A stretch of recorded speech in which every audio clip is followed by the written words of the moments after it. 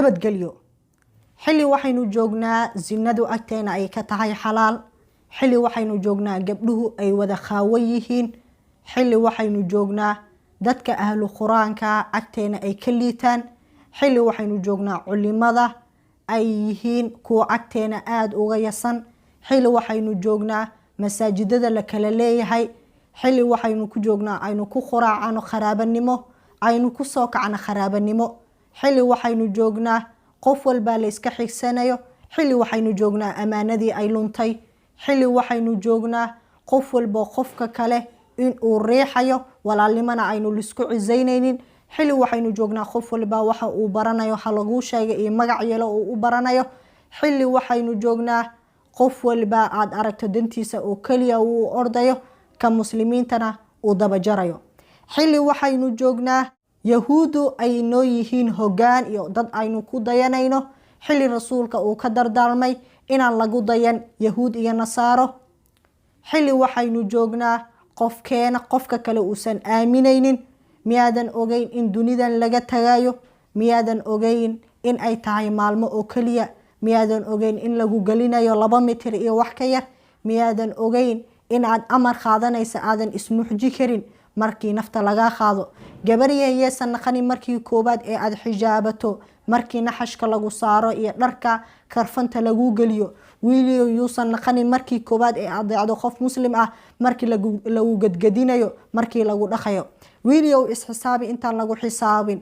gabariyay isxisaabi intaan lagu xisaabin. adduunyadani waa 2 maalmo. heesaha iyo lacibka aad ku jirtaa aynu ka wada baxno. tani waa adduunyo oo kaliya. xag aakhirona waa in loo degdegaa. adduunyadani waa daarul camal, daarul jazaana waa aakhiro. nolol quruxdeeda waxa ay ku jirtaa diinta. nolol kaamil ahna waxa ay ku jirtaa diinta. haddaad doonayso nolol qurux badan, ha doonanin lacibka iyo dheedheeshee dooro xag alle. diinta iyo cibaadada badso. qof walba waxa uu jannada uga hormari karaa qofka kale inta uu ka cibaado badan yahay, inta uu ka quraan akhris badan yahay, inta uu alle uga dhow yahay. adduunyo iyo aakhiro waxaa khasaaray qof adduunyo fakhri ku ahaa, aakhirana isla fakhrigii ku ahaa. waa maxay arintaasi? haddaad tahay qof fakhri adduunka, haddaad fakhri ku tahay, qofkaa sareyna aad samadaas qof guryo samadaas ku leh haddaad sidaas u meelcisato, aakhirana sidii aad u meelcisato, waa ayaan daro. wax ka ayaan darasanna ma jiro. addunya sijnu lmu'min wa jannatu lkaafir. adi dunidani adiga ma lihid, waxaa le gaalada. gaalada wax walbo ay sameeyaan adduunyada ayaa lagu siiyaa, oo gaalkii sadaqa la baxsado sadaqadiisa ma burburto adduunka lagu siyaadiyaa. adigaan muslimkana haddaad sadaqa baxsato xag alle ayay kuu jiri doontaa. yowmul aakhira ayaadna heli doontaa, halka gaalka uu cadaab iyo dhib khaalidiina fiiha abadan ku ahaanayo. adigoo muslim ah, laa ilaaha ila allahu muxamedun rasuulullaahi dhahday, maxaa kuu geynaya ama maxaa kugu sababay inaad gaal micigiisa ahaato? miyaadan ogeyn rasuulka inuu yidhi sala allahu calayhi wasalam, almar-u maca man axab. qof walba qofka uu jecel yahay ayuu aakhire micigiisa ahaana. wiilyahow iyo gabaryahay iska fiiri qofkaad saaxiib ka dhiganayso. wiilyahow iska fiiri qofkaad la socoto.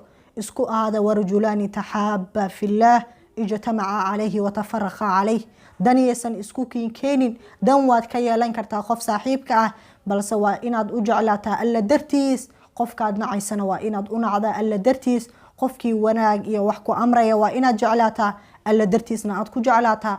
qofkii xumaan iyo lacib iyo dheedheel iyo waqti lumisna kula yimaada waa inaad ilaahay dartiis u necbaataa. naftayda iyo naftiinaba waxaan ku waaninayaa inaynu cibaadada alle u degdegno, hadalkeygana inuu ilaahay ka dhigin. yaa ayuha aladiina aamanuu lima taquuluuna maa laa tafcaluun.